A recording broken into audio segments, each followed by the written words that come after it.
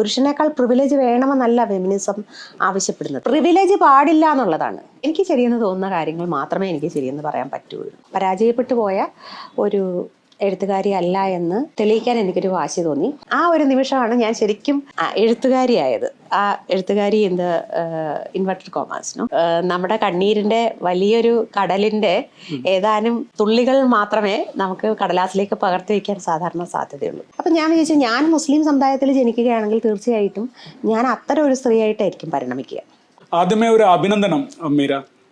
കഥയെഴുത്തിൻ്റെ 25-ാം വർഷം പൂർത്തിയാക്കുകയാണ്. Silver jubilee ചെറിയ കാര്യമല്ല. സത്യത്തിൽ ഈ 2001 അച്ചടിച്ച കഥാരചനയിലേക്കുള്ള എൻ്റെ തിരിച്ചുവരവ് ആയിരുന്നു. മുമ്പും കഥ എഴുതിയിട്ടുണ്ട്.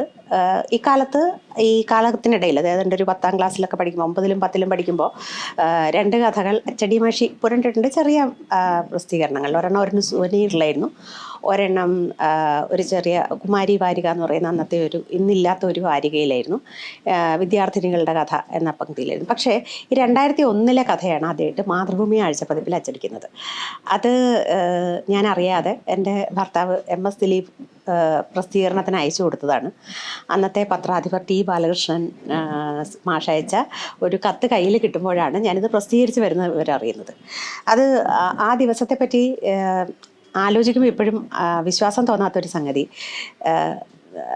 ഇത് 2000 ആണ്ടിലെ ഡിസംബറിൻ്റെ അവസാന ദിവസങ്ങളിൽ അന്നത്തെ പ്രധാനമന്ത്രിയായിരുന്ന അടൽ ബിഹാരി വാജ്പേയി കുമരകത്ത് ഒഴിവുകാലം 4 ദിവസമോ മറ്റോ വിശ്രമിക്കാനായിട്ട് വന്ന സമയത്ത് അദ്ദേഹം കുമരകം മ്യൂസിങ്സ് എന്ന ഒരു ലേഖനം എഴുതുകയും ആ ലേഖനം എല്ലാ പത്രങ്ങൾക്കും പ്രസിദ്ധീകരിക്കാനായി കൊടുക്കുകയും ചെയ്തിരുന്നു. ആ ലേഖനത്തിൻ്റെ ചരിത്രപരമായ പ്രാധാന്യം, ബാബറി മസ്ജിദ് പൊളിച്ചത് തെറ്റായിപ്പോയി എന്ന് സമ്മതിക്കുന്ന ഒരു ലേഖനമായിരുന്നു അത്. ആ ലേഖനം 2ആയി പകുത്ത് അതിലൊരു ഭാഗം പരിഭാഷപ്പെടുത്തേണ്ട ഒരു ചുമതല അന്നത്തെ എനിക്കാണ് കിട്ടിയത്. അതിനിടയിലാണ് ഇത് ഞാൻ ചെയ്തുകൊണ്ടിരുന്നത്. അപ്പോൾ ഇത് ടൈപ്പ് ചെയ്തുകൊണ്ടിരിക്കെ വളരെ വേഗത്തിൽ പരിഭാഷപ്പെടുത്തുകയാണ്. അന്നത്തെ പത്രത്തിൽ ക്യാരി ചെയ്യേണ്ടതാണ് അത്ര വലിയൊരു ലേഖനം. ആ ലേഖനം പ്രസിദ്ധീകരിച്ചുകൊണ്ടിരിക്കെ ആണ് എനിക്ക് അന്ന് സാധാരണ പോലെയുള്ള 7 മണി മീറ്റിങ്ങിന് വിളിക്കുന്നതും ഞാൻ അത് കഴിഞ്ഞ് തിരിച്ചു വന്ന് അന്നത്തെ മെയിൽ പരിശോധിക്കുന്നതും അതിൽ മാതൃഭൂമിയുടെ ഒരു കവർ കാണുന്നതും. സ്വാഭാവികമായിട്ടും ഡിസംബർ അവസാന വാരം ആയതുകൊണ്ട് മാതൃഭൂമിയിലെ സുഹൃത്തുക്കൾ ആരെങ്കിലും അയച്ച ഗ്രീറ്റിംഗ്സ് കാർഡാണെന്ന് വിചാരിച്ച് അത് പിന്നെ തുറക്കാമെന്ന് വിചാരിച്ച് കഴിഞ്ഞപ്പോഴാണ് ഞാൻ അതിൻ്റെ കൂടെ ഒരാഴ്ചപ്പതിപ്പുണ്ട് എന്ന് ശ്രദ്ധിക്കുന്നതും ഞാൻ വേഗം ഈ കത്ത് T ബാലകൃഷ്ണൻ എന്ന പേര് കണ്ട് ഇത് തുറന്നു നോക്കുന്നത്, ഈ കവർ തുറന്നു നോക്കുന്നത്. ശ്രീമതി മീര സർപ്പയജ്ഞം ഈ ലക്കത്തിൽ പ്രസിദ്ധീകരിക്കുന്നു എന്ന് മാത്രമേ ഉള്ളൂ ആ കത്തിൽ. ഞാൻ തകർന്നുപോയി എന്ന് പറഞ്ഞാൽ എനിക്ക് എൻ്റെ കണ്ണുകളെ വിശ്വസിക്കാൻ കഴിയുന്നില്ല. നമ്മൾ വളരെ ഏകാഗ്രതയോടെ മറ്റേ ജോലിയിൽ മുഴുകിയിരിക്കെ കിട്ടിയ ഒരു ഇടവേളയിലാണ് വളരെ കാഷ്വലായിട്ട് ഇത് വായിക്കുന്നതും പിന്നെ എൻ്റെ നഖം മുതൽ മുടിത്തുമ്പ് വരെ ഇരുന്ന് ഒരു വിറയൽ പാഞ്ഞു പോകുന്നതും. എനിക്ക് കണ്ണ് കാണുന്നില്ല, എനിക്ക് ഏകാഗ്രത കിട്ടുന്നില്ല. ഞാൻ വളരെ യാന്ത്രികമായിട്ട് ഇത് പരിഭാഷപ്പെടുത്തുകയാണ് ഉണ്ടായത്. അന്നത്തെ ജോലി എങ്ങനെയാണ് തീർത്തതെന്ന് എനിക്കറിയില്ല. പേജ് ചെയ്യുമ്പോഴും ലേഔട്ട് ഇടുമ്പോഴും ഒക്കെ എൻ്റെ മനസ്സിലൂടെ പോകുന്ന ചിന്തകൾ ഇതെങ്ങനെ മാതൃഭൂമിയിൽ ആരയച്ചു കൊടുത്തു എന്നുള്ളത്. അത് പുറമേക്ക് കാണാൻ അവസരം കിട്ടിയ 2 പേർ. അതിൽ രണ്ടാമത്തെ ആളിനെ പറ്റി എനിക്ക് ധാരണയില്ല. ഞാൻ ആകെ കാണിച്ചത് ദിലീപിനെ മാത്രമാണ്.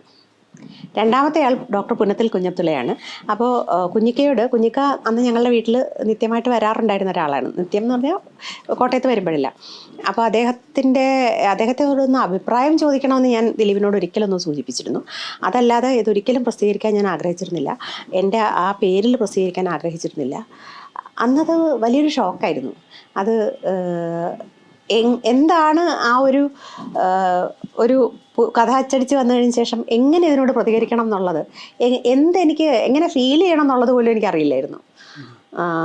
I was totally shattered. അതുവരെ ഉണ്ടായിരുന്ന ഒരു ലോകം തകർന്ന ഒരവസ്ഥയായിരുന്നു. അതായത് നമുക്ക് പിടിച്ചു നിൽക്കാനുണ്ടായിരുന്ന നമ്മുടെ വളരെ സേഫായിട്ടുള്ള വളരെ കവേർഡായിട്ടുള്ള ഒരു കൊക്കൂണിനകത്തുനിന്ന് പെട്ടെന്നൊരു ദിവസം വെളിച്ചത്തിലേക്ക് എടുത്തെറിയപ്പെട്ട ഒരവസ്ഥയായിരുന്നു. ഞാൻ കഥ എഴുതുന്ന പോലും എൻ്റെ സഹപ്രവർത്തകർക്കോ എൻ്റെ സുഹൃത്തുക്കൾക്കോ അന്നറിയുമായിരുന്നില്ല. അതായിരുന്നു അന്നത്തെ അവസ്ഥ. പിന്നീട് എനിക്ക് ആ കഥ വായിക്കാൻ പോലും വലിയ വിഷമമായിരുന്നു. വളരെ കാലത്തിന് ശേഷമാണ് പിന്നെ ഞാൻ ഓർക്കുന്നത്. അത് പിന്നെ അതെടുത്ത് നോക്കുമ്പോഴാണ് കാണുന്നത് അന്ന് ആർ രാമചന്ദ്രന് കേന്ദ്ര സാഹിത്യ അക്കാദമി അവാർഡ് ലഭിച്ചതുമായിട്ട് ബന്ധപ്പെട്ട് ഇറക്കിയ ലക്കമായിരുന്നു അത്. അതിൽ ശ്രീ എം പി വീരേന്ദ്രകുമാർ എഴുതിയ ആമസോൺ വ്യാകുലതകളെ പറ്റിയുള്ള ആ ലേഖന പരമ്പര പ്രസിദ്ധീകരിച്ചു കൊണ്ടിരുന്ന ആഴ്ചപ്പതിപ്പായിരുന്നു. അതായിരുന്നു എൻ്റെ തിരിച്ചു വരവ്. പിന്നെ എനിക്കതൊരു ഒരു ബാധ്യതയായി. പരാജയപ്പെട്ടു പോയ ഒരു എഴുത്തുകാരി അല്ല എന്ന് തെളിയിക്കാൻ എനിക്കൊരു വാശി തോന്നി. അതെനിക്ക് തോന്നുന്നത് നമ്മുടെയൊക്കെ ജനറേഷനിൽ സ്ത്രീകൾക്ക് അങ്ങനെ ഒരു വലിയ പരാധീനതയുണ്ടല്ലോ.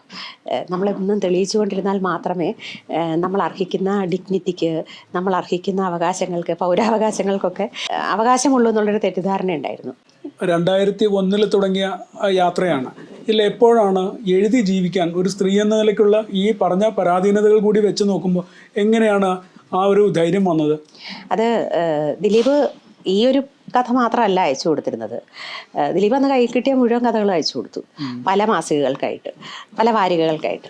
അപ്പോൾ അത് തുടർന്ന് 2-3 എണ്ണം, ഒന്ന് കലാകൗമുദിയിലും ഒന്ന് മലയാളത്തിലൊക്കെ അന്ന് അച്ചടിച്ചു വന്നു. അപ്പോൾ എനിക്ക് ഒട്ടും പിൻവാങ്ങാൻ കഴിയാതെയായി. 2-3 കഥകൾ എഴുതി കൂമ്പടഞ്ഞു പോയ ഒരു എഴുത്തുകാരിയാകുക എന്ന് പറയുന്നത് വളരെ ലജ്ജാകരമായിരുന്നല്ലോ. പക്ഷെ എനിക്ക് അത് കഴിഞ്ഞ് കിട്ടിയ ചില പ്രതികരണങ്ങളും അത് വായിക്കുമ്പോൾ കിട്ടിയ ഒരു ആനന്ദവുമൊക്കെ പതുക്കെ എന്നെ ഇങ്ങനെ എഴുതാൻ പ്രേരിപ്പിച്ചു എന്നുള്ളതാണ്. അപ്പോൾ എൻ്റെ പുസ്തകം തൊട്ടടുത്ത വർഷം തന്നെ, അതായത് 2002 തന്നെ എൻ്റെ ആദ്യ പുസ്തകം പ്രസിദ്ധീകരിച്ചു. അത് അന്നത്തെ എഴുതി തുടങ്ങുന്ന 10 എഴുത്തുകാരിൽ ഒരാളായിട്ടാണ് എൻ്റെ കഥ വരുന്നത്. പുസ്തകം കൂടെ വന്നതോടെ നമുക്ക് പിന്നെ പിന്തിരിയാൻ പറ്റാതെയായി. പ്രത്യേകിച്ച് ഓർമ്മയുടെ ഞരമ്പ് എന്ന കഥ വളരെ ശ്രദ്ധിക്കപ്പെട്ടു. അതിനൊരു കാരണം തീർച്ചയായും കഥാകൃത്ത് ടി പത്മനാഭൻ, നമ്മുടെ ഗുരുനാഥനായ ടി പത്മനാഭൻ അതിനെക്കുറിച്ച് നല്ല വാക്ക് പറഞ്ഞു.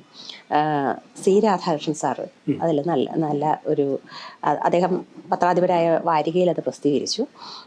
അതിന് കുറച്ച് ആ കൊല്ലത്തെ മികച്ച 10 കഥകളിലൊന്നായി അത് തിരഞ്ഞെടുക്കപ്പെട്ടു. അങ്ങനെ ഞാൻ കഥയെഴുത്തിലും എനിക്കൊരു ഇടം ഞാൻ കണ്ടെത്തി. അപ്പോൾ ഈ യാത്രയിൽ ഏറ്റവും അത്ഭുതകരമായി തോന്നിയ ഒരു പരിവർത്തനം എന്തായിരിക്കും? അന്നത്തെ വലിയൊരു വാരികകളിലൊക്കെയുള്ള മുറവിളി, പ്രത്യേകിച്ചും പേരെടുത്ത നിരൂപകന്മാരുടെയൊക്കെ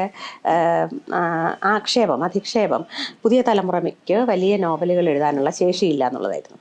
അപ്പോൾ എനിക്കത് എന്നാലൊന്ന് കാണിച്ചു കൊടുക്കുക തന്നെ എന്നുള്ള ഒരു തോന്നലിലാണ് നേത്രോൺമീലന എന്ന നോവൽ ആദ്യമായിട്ട് എഴുതുന്നത്. അതിലൊരു ഘട്ടത്തിൽ വന്നപ്പോൾ എനിക്ക് തോന്നി എൻ്റേതായിട്ടുള്ളൊരു വലിയ ഒരു ബുക്ക് ഉണ്ടാവണം. അത് ആരും എഴുതാത്ത ഒരു വലിയ ബൃഹദാഖ്യാനം കണ്ടെത്താൻ എളുപ്പമായിരുന്നു. അതെപ്പോഴും സ്ത്രീ ജീവിതങ്ങൾ തന്നെയാണ്. സ്ത്രീ ജീവിതങ്ങളുടെ ഒരു വീണ്ടെടുപ്പ്, എങ്ങനെയാണ് തലമുറയായിട്ട് ഈ സ്ത്രീകൾ ഇങ്ങനെ ഇവോൾവ് ചെയ്ത് ഇന്ന് നമ്മൾ കാണുന്ന ഞങ്ങളുടെ ജനറേഷനിൽ എത്തിയത്. ബയോളജിക്കൽ എവല്യൂഷൻ അല്ല, മറിച്ച് emotional and social and political evolution. പക്ഷേ ആ സമയത്ത് തന്നെ ഈ തൂക്കിക്കൊലയുമായി ബന്ധപ്പെട്ട എനിക്ക് മറ്റൊരു കഥാതന്തുവും മനസ്സിലുണ്ടായിരുന്നു.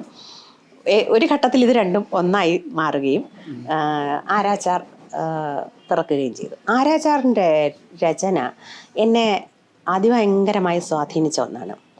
അത് തീർച്ചയായിട്ടും എൻ്റെ ജീവിതം, എൻ്റെ വ്യക്തിപരമായ കാഴ്ചപ്പാടുകൾ, എൻ്റെ സർഗപരമായ പ്രക്രിയ ഒക്കെ ആരാച്ചാർ നോവലിന് മുമ്പും പിൻപും എന്ന രീതിയിൽ നമുക്ക് വിഭജിക്കാം. അതിൻ്റെ ഒരു കാരണം, ഇത് നമ്മളെപ്പോഴും ഒരു കഥയെ പറ്റിയാണ് ചിന്തിക്കുന്നത്.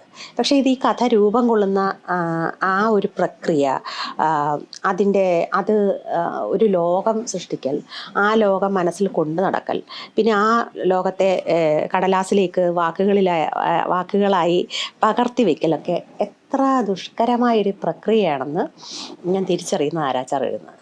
അതുവരെ ഞാൻ എഴുതിയതൊക്കെ എനിക്ക് വളരെ നിസ്സാരമായി കൈകാര്യം ചെയ്യാവുന്നതായിരുന്നു. പുതിയൊരു പ്ലാനറ്റ് സൃഷ്ടിക്കുന്ന അത്ര അധ്വാനം നിറഞ്ഞതാണ് സത്യത്തിൽ ഈ ലോകം സൃഷ്ടിക്കൽ. ആ ഒരു സൃഷ്ടിയുടെ അത് വളരെ യാതനാനിർഭരമാണ്, അത്ര എളുപ്പമല്ല. കാരണം ഈ ബാഹ്യലോകത്ത് ജീവിച്ചുകൊണ്ടിരിക്കെ നിങ്ങൾ വേറൊരു ലോകം സൃഷ്ടിക്കുകയും ഇടയ്ക്കിടയ്ക്ക് അവിടെ പോയി വരികയും ചിലപ്പോഴൊക്കെ അവിടെ നിന്ന് വരാൻ സാധിക്കാതിരിക്കുകയും ചെയ്യുന്ന ഒരവസ്ഥ നമ്മുടെ നിലവിലുള്ള നമ്മളോടൊപ്പം ജീവിക്കുന്നവർക്കൊക്കെ വളരെ ബുദ്ധിമുട്ടുണ്ടാക്കും. അത് നമുക്ക് അതിനേക്കാൾ ബുദ്ധിമുട്ട്, അവർക്ക് എത്ര ബുദ്ധിമുട്ടുണ്ടാകുമോ അതിൻ്റെ 100 ഇരട്ടി ബുദ്ധിമുട്ട് നമുക്ക് ഉള്ളിലുണ്ടാകും. ഇതൊക്കെ മനസ്സിലാക്കുന്നത് ആരാച്ചാറാണ്.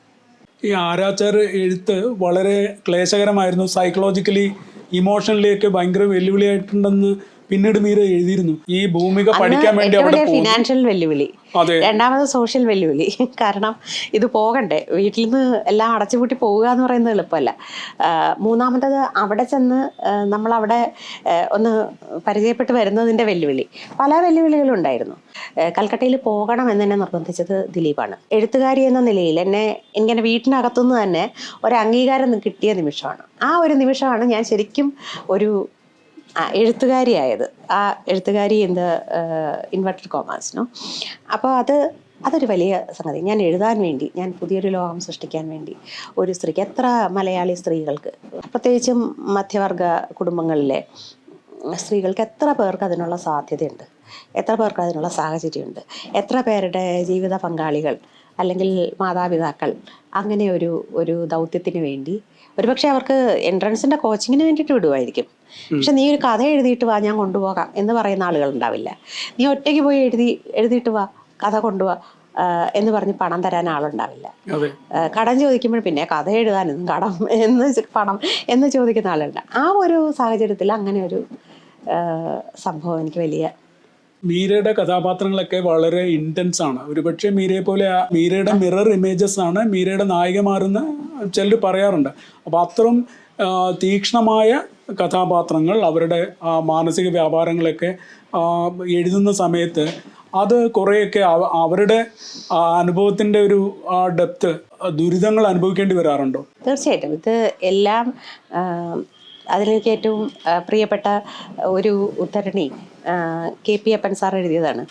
എഴുതുന്നത് വായിച്ചിട്ട് വായിക്കുന്ന ആൾ കരയണമെങ്കിൽ എഴുതുന്ന ആൾ അതിൻ്റെ 100 ഇരട്ടി കരഞ്ഞിരിക്കണമെന്ന്.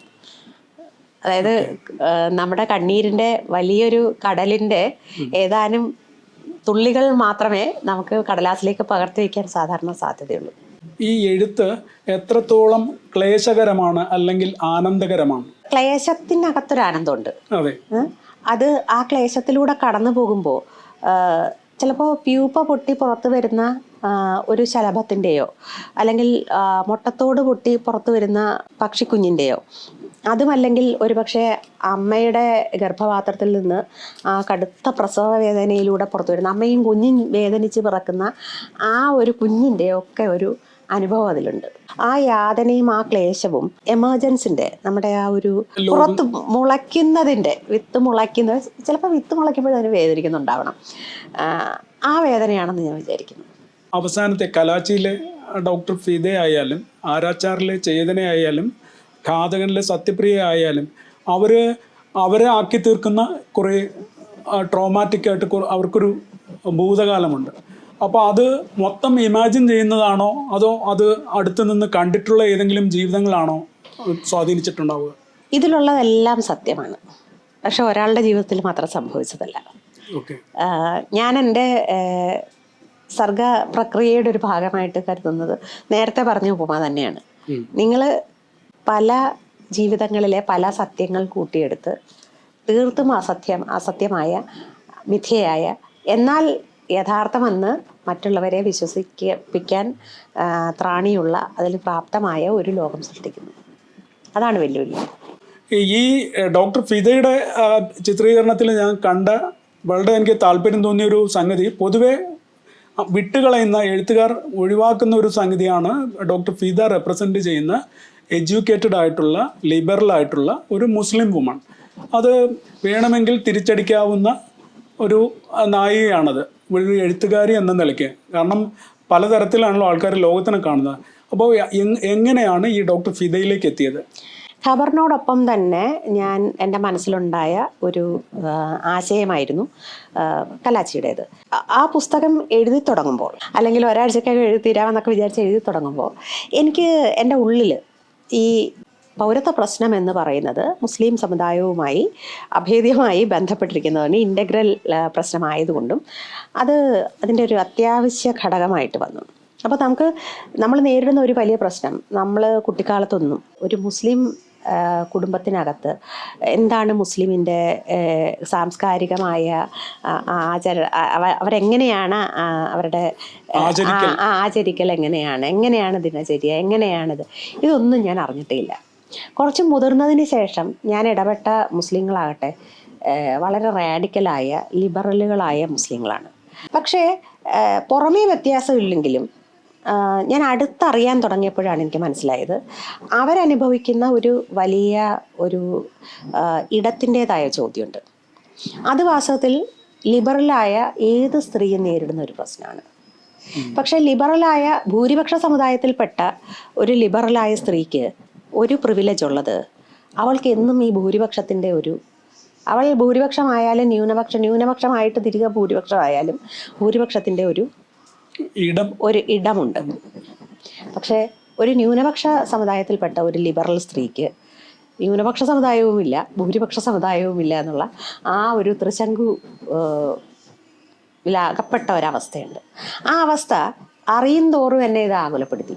അപ്പം ഞാൻ വിചാരിച്ചു, ഞാൻ മുസ്ലിം സമുദായത്തിൽ ജനിക്കുകയാണെങ്കിൽ തീർച്ചയായിട്ടും ഞാൻ അത്തരം ഒരു സ്ത്രീയായിട്ടായിരിക്കും പരിണമിക്കുക. അതല്ലാതെ ഇത് എന്താണ് ഗ്ലോബൽ ലെവലിലുള്ള ആൻറ്റി മുസ്ലിം പ്രോപ്പഗാൻഡയുടെ ഭാഗമായ ഒരു ലിബറൽ മുസ്ലിം സ്ത്രീ സ്വത്വത്തെ നിർമ്മിക്കാനുള്ള ഒരു കാഴ്ചപ്പാടിലല്ല ഞാൻ അത് ഫിദയെ അങ്ങനെ സങ്കല്പിച്ചത്. ഞാൻ മുസ്ലിം ആയിരുന്നെങ്കിൽ ഞാൻ എങ്ങനെയുള്ള മുസ്ലിം ആകുമായിരുന്നു.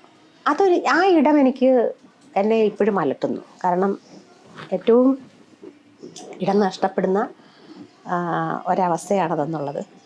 മീരയുടെ എല്ലാ നോവലുകളിലും ഈ കലാച്ചിയിലടക്കം ഈ ആൺകോയ്മയോട് പാട്രിയാർക്കിയോടുള്ള ഒരു കലഹം പൊതുവെ ഉണ്ട്.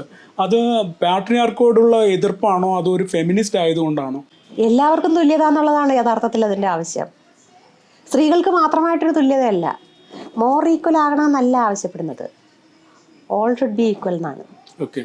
അതുകൊണ്ടാണ് ഫെമിനിസം ഒരേ സമയം സ്ത്രീകളിൽ മാത്രം ഒതുങ്ങാത്തതും അത് ക്വിയർ വ്യക്തികളിലേക്കും അത് ന്യൂനപക്ഷങ്ങളിലേക്കും എല്ലാത്തരം അരിക് ജീവിതങ്ങളിലേക്കും ദളിത് ആദിവാസി ഭാഗങ്ങളിലേക്കും ഒക്കെ നമുക്ക് അപ്ലൈ ചെയ്യാൻ പറ്റുന്ന ആപേക്ഷികമായി കരുതാൻ സാധിക്കുന്നത്. പ്രിവിലേജ് വേണം എന്നല്ല, പുരുഷനേക്കാൾ പ്രിവിലേജ് വേണമെന്നല്ല ഫെമിനിസം ആവശ്യപ്പെടുന്നത്. പ്രിവിലേജ് പാടില്ല എന്നുള്ളതാണ്. നിങ്ങൾക്ക് ജന്മം കൊണ്ടോ കർമ്മം കൊണ്ടോ പണം കൊണ്ടോ പിന്നെ നിങ്ങളുടെ അല്ലാതെയുള്ള അവസ്ഥ കൊണ്ടോ പ്രിവിലേജ് പാടില്ല. പ്രിവിലേജ് എന്നുള്ള നോഷൻ എടുത്തു കളയണം. ഇന്ത്യൻ പ്രിയമ്പിളിൽ നിങ്ങൾ വിശ്വസിക്കുന്നുണ്ടോ? അതിൻ്റെ അടിസ്ഥാന മൗലികാവകാശങ്ങളിൽ വിശ്വസിക്കുന്നുണ്ടോ? സമത്വം, സ്വാതന്ത്ര്യം, നീതി. കേൾക്കാൻ വളരെ സന്തോഷമുള്ള കാര്യങ്ങളാണ്. അത്രേ ഉള്ളൂ. അത് മാത്രമാണ് ഫെമിനിസം. എൻ്റെ കണ്ണില് അത് അപ്രിയമില്ലെങ്കിൽ പറയാം, കിട്ടിക്കൊണ്ടിരിക്കുന്ന പ്രിവിലേജ് വിട്ടുകൊടുക്കാൻ ആൾക്കാർക്കുള്ള ഒരു ബുദ്ധിമുട്ട് അതിനപ്പുറം ഉണ്ടെന്ന് എനിക്ക് തോന്നുന്നില്ല. അത് കിട്ടിക്കൊണ്ടിരിക്കുന്ന പ്രിവിലേജ് വിട്ടുകൊടുക്കാൻ എല്ലാ കാലത്തും മനുഷ്യർക്ക് ബുദ്ധിമുട്ടുണ്ട്, ഇക്കാലത്തും ബുദ്ധിമുട്ടുണ്ട്. പക്ഷേ നീതിബോധം ഉണ്ടെങ്കിൽ നമ്മൾ ചെയ്യുന്നത് ശരിയല്ല എന്ന് മനസ്സിലാക്കും. ഫാഷിസം വരുന്നത് എപ്പോഴും പ്രിവിലേജുകളിലൂടെയാണ്. കുറേ ആളുകളെ മറ്റൊരു ആളുകളിൽ നിന്ന് വേർതിരിച്ചുകൊണ്ടാണ്, കുറേ ആളുകൾക്ക് കുറച്ച് പ്രിവിലേജ് നൽകിക്കൊണ്ടാണ്, മറ്റുള്ളവർക്ക് അത് നിഷേധിച്ചുകൊണ്ടാണ്. ചരിത്രത്തിലുടനീളം അതങ്ങനെയായിരുന്നു. ധീരമായ നിലപാടുകളുടെ പേരിൽ ഒരുപാട് ആക്രമണങ്ങൾക്ക്, എന്തെങ്കിലും രാഷ്ട്രീയമായ ആക്രമണം വരെ ഉണ്ടായിട്ടുണ്ട്, സൈബർ ബുള്ളിങ് ഉണ്ടായിട്ടുണ്ട്. എങ്ങനെയാണ് ഇതിനെ കാണുന്നത്? അല്ല, ധീരത എന്ന് പറയുന്നത് നിങ്ങൾ കൺഫ്യൂസ് ചെയ്ത് പോകരുത്. ചില കാര്യങ്ങളിൽ ധീരത, നമ്മൾ ധൈര്യം എന്ന് പറയുന്ന സംഗതിയല്ല അത്. അതൊരു ഇൻറ്റഗ്രിറ്റിയുടെ കൂടെ പ്രശ്നമാണ്. നമുക്ക് ബോധ്യം ശരിയെന്ന് തോന്നുന്ന ഒരു നിലപാട് അത് തെറ്റാണെന്ന് മറ്റുള്ളവർ എത്ര കൈയടിച്ചാലും എനിക്ക് പറയാൻ സാധിക്കില്ല എന്നുള്ള ഒരു കഴിവുകേടാണ് അതിനെ.